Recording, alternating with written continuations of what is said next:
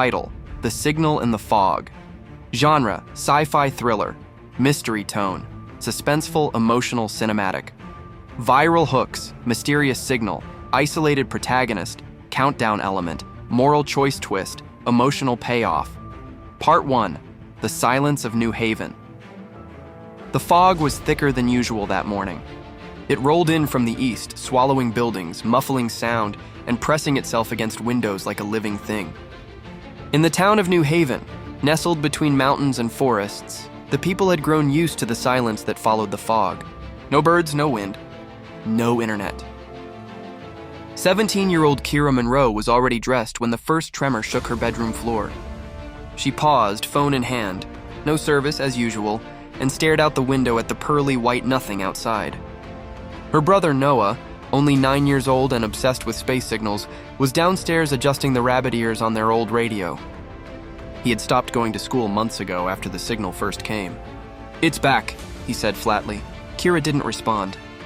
She heard it too, that hum. Soft at first, like a whisper through steel. Then rising, pulsing, matching the beat of her heart. Part 2: The countdown begins. That evening, the town's emergency broadcast system flickered to life. First time in over a year?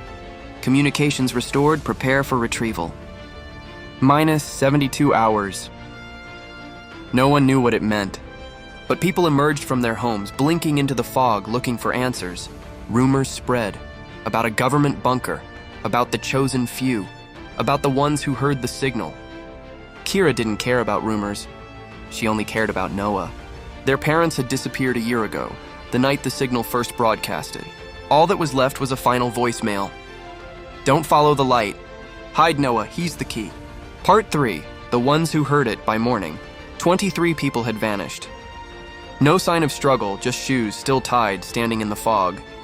Noah was acting strange. He scribbled equations in a language Kira couldn't read. He said he didn't sleep anymore, not really. That something talked to him in his dreams. Not words exactly, but maps. He drew a spiral. Kira recognized the symbol. It was on the back of her mom's old journal. A journal locked in a box under their floorboards. Inside, coordinates, handwritten letters. A photo of Noah as a baby in front of something massive and silver, not of this world. Part 4: The Hidden Chamber.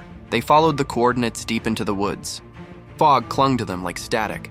At the center of the spiral drawn on the map, beneath a rusted hatch, was a ladder that dropped into the earth. Noah didn't hesitate. He climbed down. Inside an ancient lab. Flickering lights, broken monitors. A mural carved into stone showed figures reaching toward the sky, with silver eyes and hollow mouths. A countdown blinked in red on one of the monitors.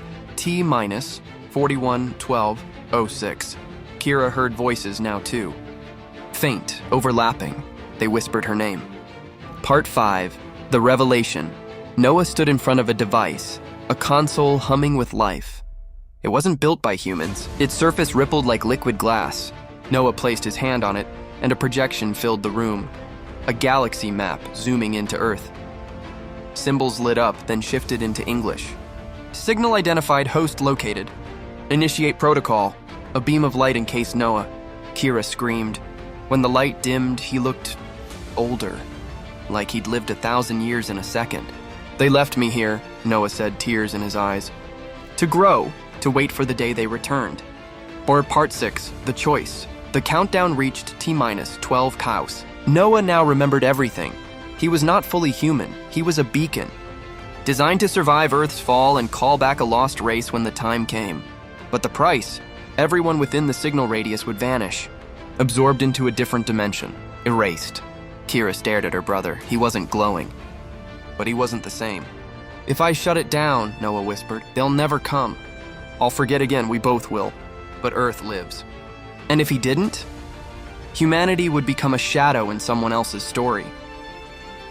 Part 7: The Upload. Kira didn't make the choice. Noah did. He turned to the console, placed both hands on the surface. The system responded, awaiting confirmation. He looked back at her. "I saw them," he said softly. "They're not gods, not monsters. Just alone like me." The console beeped. "Final warning, initiate upload?" And he hesitated and then, no.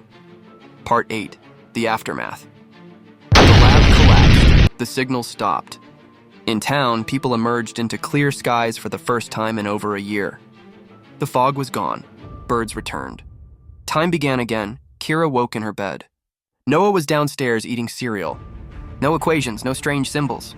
No memory of the device, the countdown, or the aliens, but Kira remembered.